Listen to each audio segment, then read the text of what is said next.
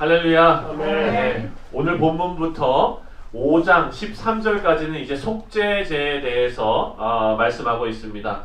이 속죄제는요 정말로 중요한 제사였습니다. 이스라엘 백성들 중에서 하나님께 범죄한 사람은요 누구나 예외 없이 드려야 하는 그런 제사입니다. 그래서 이 속죄제는요 의무입니다.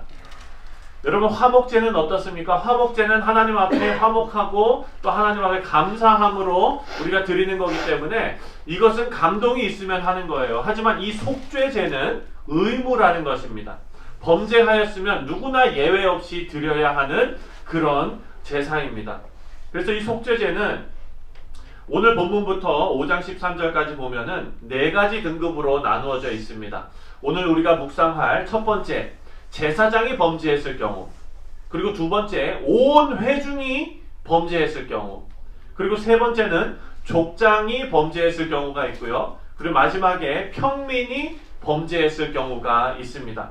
그래서 오늘은 본문 1절부터 21절까지 제사장이 범죄했을 경우와 온 회중이 범죄했을 경우에 대해서 같이 한번 살펴보도록 하겠습니다. 여러분 구약에서는요 속죄의 의미는 하나님께서 죄를 가리는 것입니다. 다시 말해서 여러분 우리가 잘 알죠? 제사장이 어린 양의 피를 가지고 1년에 한 번 지성소로 들어가서 법궤 위에다가 피를 붓지 않습니까? 그것은 죄를 어린 양의 피로 덮는 겁니다. 그래서 제사장이 죄를 해결하고 하나님 아버지 우리가 이 죄 다 깨끗하게 해결했으니 하나님 한번 보시고 확인해 보시고 하나님 마음을 풀어주옵소서 이런 차원의 문제가 아니에요. 죄를 해결하실 수 있는 분은 오직 여호와 하나님 한 분밖에 없다는 것을 의미하는 것입니다.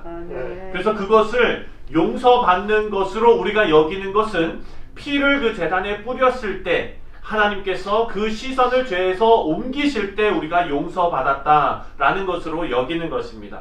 그래서 이사야서 43장 25절에 보면 이렇게 말합니다. 곧 나는 나를 위하여 내 허물을 도말하는 자니 내 죄를 기억하지 아니하리라. 여기서 나온 대로 오직 하나님만 죄를 제거하실 수 있다라는 것을 우리가 알 수가 있습니다.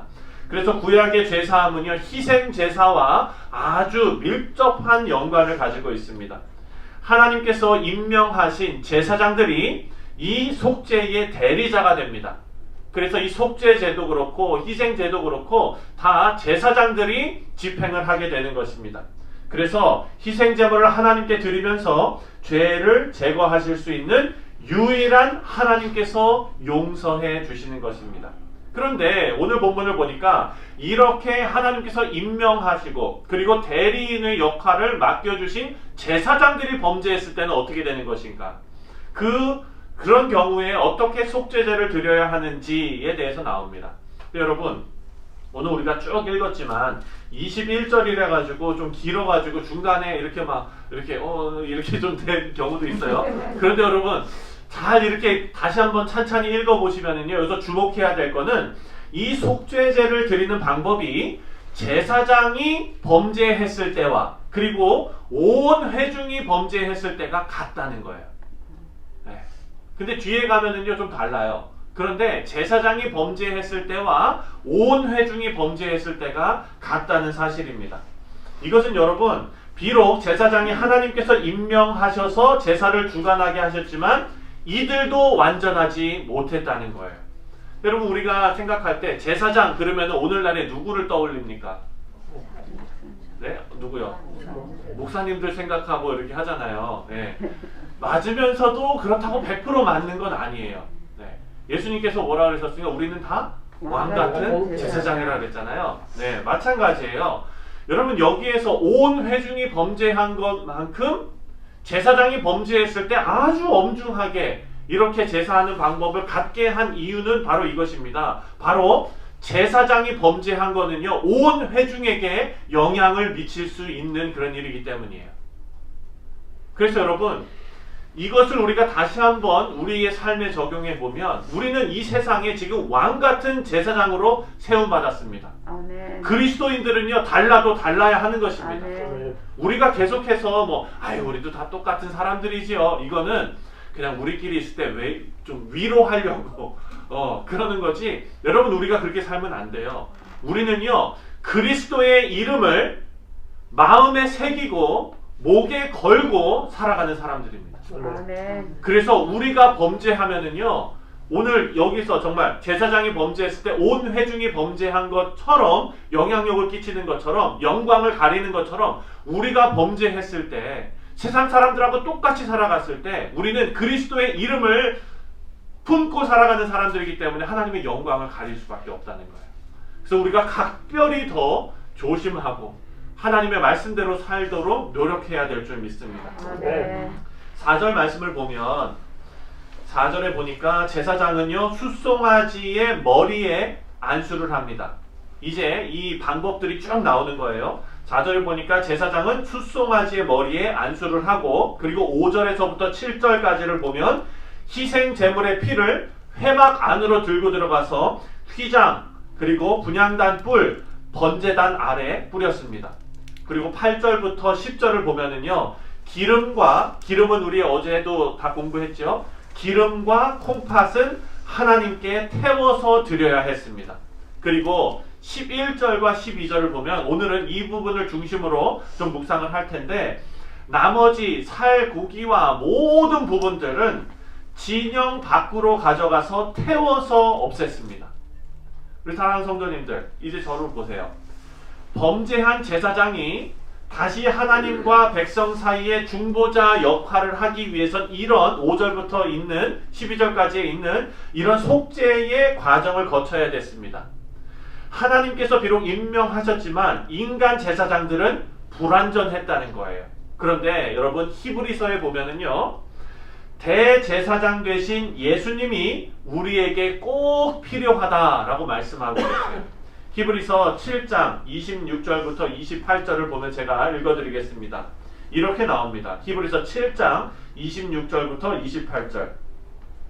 이러한 대제사장은 우리에게 합당하니, 예수 그리스도를 말하는 겁니다. 거룩하고 악이 없고 더러움이 없고 죄인에게서 떠나 계시고 하늘보다 높이 되시니라. 그는 저 대제사장들이 먼저 자기 죄를 위하고 다음에 백성의 죄를 위하여 날마다 제사 드리는 것과 같이 할 필요가 없으니 이는 그가 단번에 자기를 드려 이루셨습니다. 율법은 약점을 가진 사람들을 제사장으로 세웠거니와 율법 후에 하신 맹세의 말씀은 영원히 온전하게 되신 아들을 세우셨느니라 라고 말씀하고 있습니다. 여러분, 예수님께서는요, 온전한 제사장으로 영원한 속죄를 이루신 분이신 것입니다. 아멘. 예수님께서 이렇게 영원한 속죄를 이루셨습니다. 여러분, 이것을 분명히 보여주는 말씀이 오늘 본문의 11절과 12절 말씀입니다. 우리 다 같이 읽겠습니다. 11절하고 12절입니다. 시작. 그 수송아지의 가죽과 그 모든 고기와 그것의 머리와 정강이와 내장과 또 곧 그 송아지 전체를 진영 바깥 재 버리는 곳이 정결한 곳으로 가져다가 불로 나무 위에서 사르되 곧 재 버리는 곳에서 불사를 지니라. 아멘. 여기 보니까요, 이스라엘 진영 밖에는 정결한 곳이 한 군데 있었던 거예요. 속죄제에 사용했던 제물은 뭡니까? 그 범죄한 사람의 죄를 전가받은 그 희생 제물, 그 전가받은 숫송아지를 이곳에서 완전히 제가 되도록 태워버립니다. 히브리서에 보면은요, 이 정결한 곳이 바로 예루살렘 그 영 밖에 있는 갈보리 언덕이라고 표현하고 있는 것입니다. 온 회중의 죄를 머금은 이 숫송아지가 진영 밖에 그 정결한 곳에서 다 태워 없어졌던 것처럼 예수 그리스도께서는요, 우리 인류의 모든 죄를 다 전가받으시고 다 머금으시고 예루살렘 밖에 있는 갈보리 언덕에 세워진 나무 십자가에서 죽음을 당하신 것입니다. 우리 사랑하는 성도님들, 예수님께서 저와 여러분의 모든 죄를 속죄하시고 희생 제물로 이 땅에 오셨고 우리의 모두를 구원하신 구원자이심을 여러분 꼭 믿으시기 바랍니다. 히브리서 13장 13절에 보면은요, 우리에게도 도전하고 있습니다. 히브리서 13장 13절을 읽어드리겠습니다. 그런즉 우리도 그의 치욕을 짊어지고 영문 밖으로 그에게 나아가자라고 우리에게 권면하고 있어요. 이 얘기는 뭡니까? 예수 그리스도께서 인류의 죄를 다 머금으시고 영밖에 갈보리 십자가 나무 위에 달려 돌아가신 것처럼 우리에게도 도전하는 겁니다. 그런즉 우리도 예수 그리스도께서 하신 것처럼 그 정결한 곳으로 나아가신 것처럼 우리도 그의 치욕을 짊어지고, 다시 말해서 십자가를 짊어지고 영문 밖으로 그에게 나아가자라고 말씀하십니다. 우리 사랑하는 성도님들, 십자가로 나아가자고 지금 히브리서 기자는 우리에게 권면하고 있습니다. 도전하고 있습니다. 십자가에는 능력이 있습니다. 아멘. 십자가에는 변화가 있습니다. 아멘. 죄인이 의인이 되는 능력이 있는 것입니다. 아멘. 여러분, 십자가의 도가 믿지 않는 자들에게는 미련한 것이나 구원을 얻은 저와 여러분에게는 하나님의 능력이라고 했습니다. 아멘. 사도 바울의 고백입니다. 이 고백이 우리의 고백이 되기를 간절히 소원합니다. 아멘. 우리는요, 십자가를 통해서 새 사람이 되는 변화를 체험한 사람들입니다. 우리가 경험한 변화는요, 우리의 욕심과 우리의 이기적인 마음과 모든 죄악을 십자가에 못 박아버리고 십자가를 이제는 지고 하나님을 따르는 인생이 된 변화입니다. 우리 사랑하는 성도님들께서 이렇게 영문 밖에 십자가로 나아가시는 이 길에는요, 여러 가지 방해가 있죠. 세상에 유혹과 시험이 있습니다. 이것은 믿는 성도들이라면 누구나 겪는 그런 일들입니다. 또 우리가 앞으로도 계속 겪게 될 일들입니다.